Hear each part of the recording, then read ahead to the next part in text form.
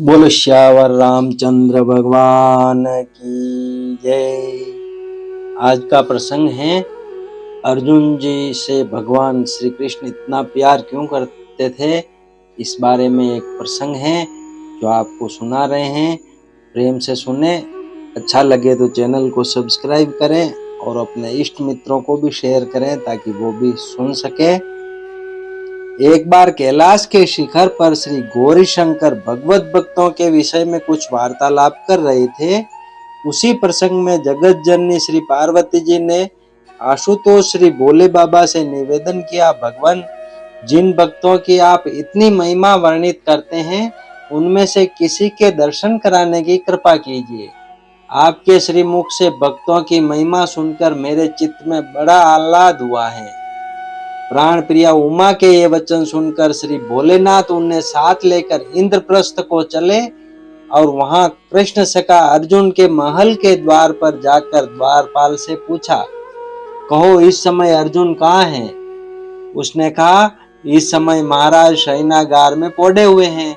यह सुनकर पार्वती जी ने उतावली में कहा, तो अब हमें उनके दर्शन कैसे हो सकेंगे?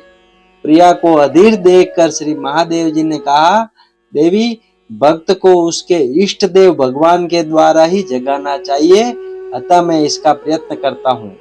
तदनंतर उन्होंने समाधिस्थ होकर प्रेमाकर्षण द्वारा आनंद कंद श्री ब्रजचंद्र को बुलाया और कहा, भगवान कृपया अपने भक्त को जगा दीजिए। देवी पार्वती उनका दर्शन करना चाहती हैं। श्री महादेव जी के कहने से श्याम सुंदर तुरंत ही मित्र उद्धव, देवी रुक्मणी और सत्यभामा सहित अर्जुन के शयनागार में गए। भाई कृष्ण को आया देखकर सुभद्रा हड़बड़ा कर उठ खड़ी हुई और उनकी जगह श्री सत्यभामा जी विराजमान होकर पंखा डुलाने लगी। गर्मी अधिक थी इसलिए भगवान का संकेत पाकर उद्धव जी भी पंखा हाँकने लगे। इतने में ही अकस्मात सत्यभामा और उद्धव चकित से होकर एक दूसरे की ओर देखने लगे, ताकने लगे। भगवान ने पूछा, तुम लोग किस विचार में पड़े हो? उन्होंने कहा, महाराज आप अंतर्यामी हैं, सब जानते हैं, हमसे क्या पूछते हैं? भगवान श्री कृष्ण बोले, बताओ तो सही क्या बात है? तब उद्धव ने कहा कि अर्जुन के प्रत्येक रोम से श्री कृष्ण की आवाज आ रही है। रुक्मणी जी भी पैर दबा रही थी। वे बोली, महाराज पैरों से भी वही आवाज आती है। भगवान ने समीप जाकर सुना तो उन्हें भी स्पष्ट सुनाई दिया कि अर्जुन के शरीर के प्रत्येक रोम से यही जय श्री कृष्ण, जय कृष्ण कृष्ण, जय कृष्ण कृष्ण की ध्वनि निकल रही है।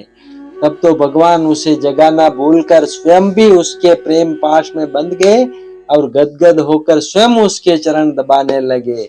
अब नाम जप की महिमा देखिए। आपकी नाम जप के प्रभाव से भगवान खुद भक्त के पांव दबाने लग गए।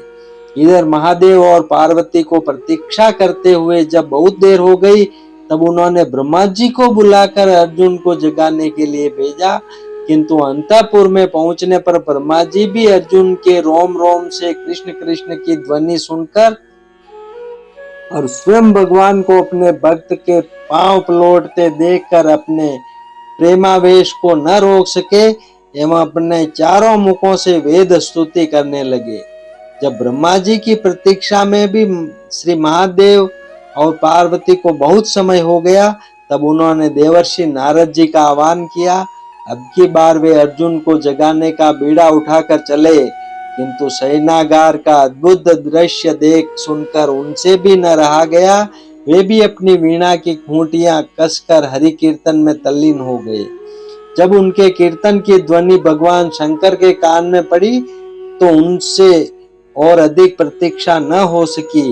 वे भी पार्वती जी के साथ तुरंत ही अंतःपुर में पहुंच गए।